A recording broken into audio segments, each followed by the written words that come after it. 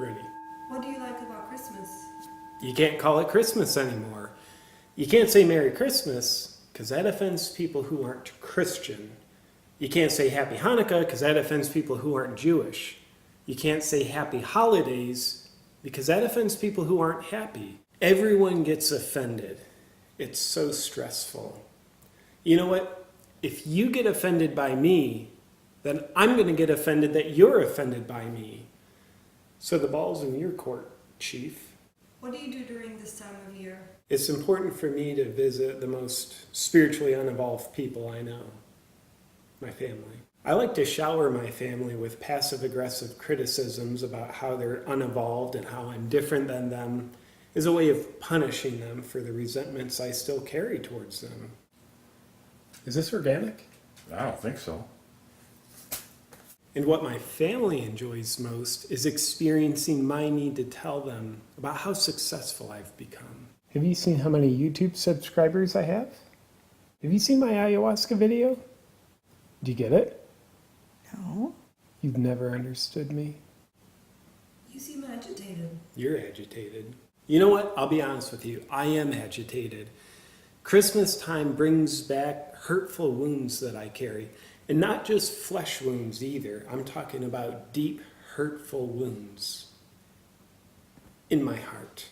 You see, when I was 7 years old, about a week before Christmas, I discovered all the presents. And I asked my dad, "Dad, why did Santa deliver all the presents early?" What did my dad say? "Son, there is no Santa Claus. Your mother and I just told you the story about a man with a beard who lives far away, who's constantly watching you, judging you, and will reward you if you're good, so that we could manipulate you into behaving the way we want you to." So I have a lot of shame about being so gullible and hurt about having my world torn apart like that. Then a few months later, I had my first communion, where I started believing in a man with a beard who lives far away, is constantly watching me, judging me, and will reward me if I behave well. It's good to be free. You see, my father was an Olympic caliber Catholic.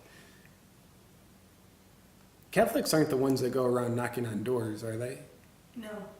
Yeah, he wasn't one of those. My father would go around knocking on people's windows. Technically, he would crawl through the windows, which is a metaphor for going down the chimney, just like Santa Claus. Hence, Christmas time brings up a lot of hurt I carry deep down inside. What do you think the spirit of this holiday is really about? Anticipating which people are going to get you a gift and then predicting how much they're going to spend on you. This is the main purpose of intuition. I need to get them a gift of roughly the same value. If I don't spend enough, they're going to resent me. If I spend more than them, then I will definitely resent them. Nothing conveys love like giving gifts. It basically says, I love you exactly this many dollars worth. What do you think about Hanukkah? Hanukkah brings everything full circle. It's the Jewish celebration of Christmas that isn't really Christmas. Christmas is about celebrating Jesus, who is Jewish, yet isn't celebrated by Jewish people. He's only celebrated by non-Jewish people who are worshiping a guy who was Jewish, who is definitely not the same religion as them, his non-Jewish followers who worshipped him. So if he was alive today, he wouldn't be celebrating the holiday that celebrates him because it's against his religion. He'd be celebrating Hanukkah, which means his followers who are celebrating him would be praying for him to accept himself into his life so that he could save himself from his own religion, which is obviously wrong for him, according to his followers.